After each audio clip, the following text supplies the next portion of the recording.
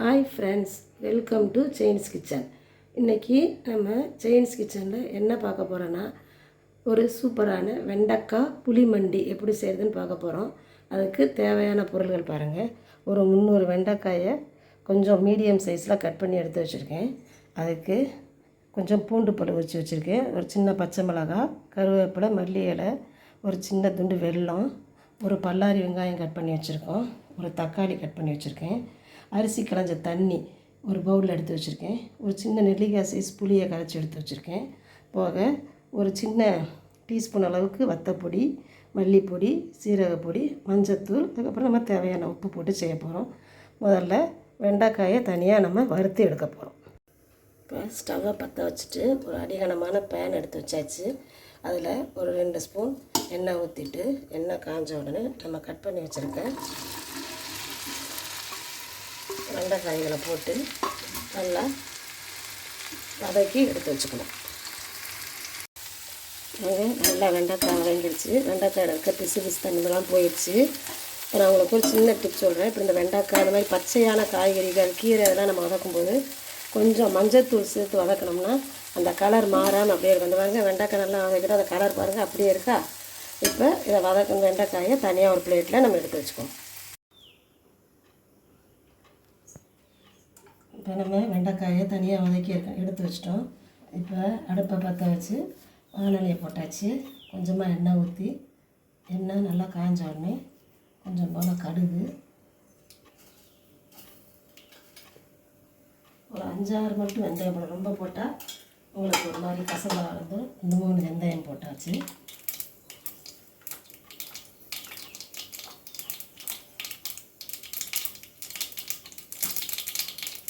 இடிச்சோன்னு cut பண்ணி வச்ச பூண்டு, ஒரு பச்சை மிளகாய், கொஞ்சம்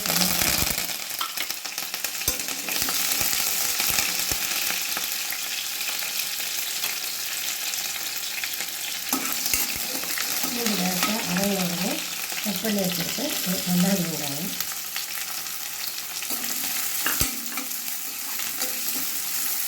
வெங்காயம் லேசாக கலர் மாறினா போதும். லேசாக வெங்காயம் வச்சு வளர்க்கணும்.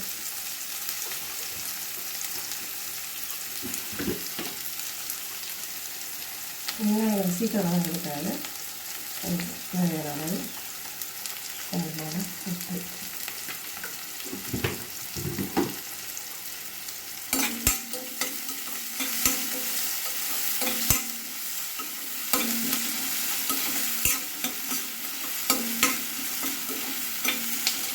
இதில் நம்மளுக்கு புளி போடுறோம், அப்புறம் வத்தல் பொடி காரத்துக்கு போடுறோம், அப்புறம் கொஞ்சம் வெல்லம்லாம் போடுறதுனால அதெல்லாம் சேர்ந்து டேஸ்ட் அவ்வளோ நல்லாயிருக்கும். சூடாக சாதத்துலேயும் நம்ம போட்டு சாப்பிட்லாம். ரசம், பருப்பு அந்த மாதிரி இருக்கும், போட்டு சாப்பிட்டோம்னா ரொம்ப நல்லாயிருக்கும். ரேசாக இருந்தால் வெங்காயம் வதங்கி கண்ணாடி பழம் வந்துச்சு. இப்போ கட் பண்ணி வச்சுருந்தேன் ஒரு தக்காளி,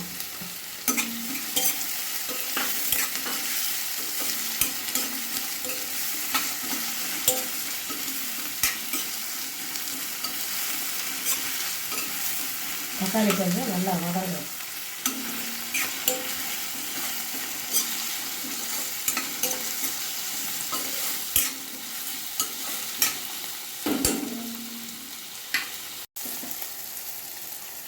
இந்த தக்காளி நல்லா வதங்கிடுச்சு. இப்போ நம்ம ஏற்கனவே எடுத்து வச்சோம்னா மஞ்சத்தூள், வத்தப்பொடி, மல்லிப்பொடி, சீரகப்பொடி, இந்த பொடியெல்லாம்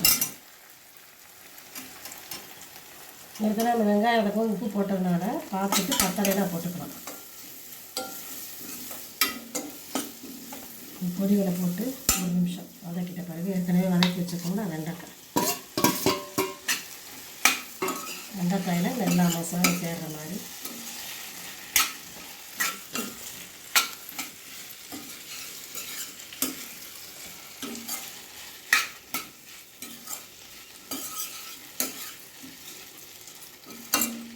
வதக்கிட்டு நம்ம ஏற்கனவே கரைச்சி வச்சுக்கோம்னா ஒரு சின்ன நெல்லிக்காய் சைஸ் புளி, அந்த புளி தண்ணியை ஊற்றிடணும்.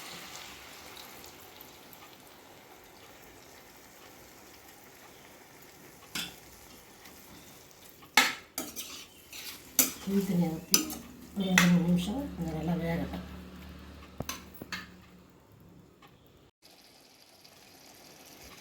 இந்த புளி தண்ணி ஊற்றி நல்லா வெண்டைக்காய் வந்தோடனே ஏற்கனவே எடுத்து வச்சுருந்தோம் அரிசி கலந்த தண்ணி அதை ஊற்றி நல்லா கொதிக்க வச்சு நல்லா ஒரு 5 நிமிஷம் கூட வேண்டாம், ஒரு 2 நிமிஷத்தில் ஆஃப் பண்ணிடலாம். அவ்வளோதான்.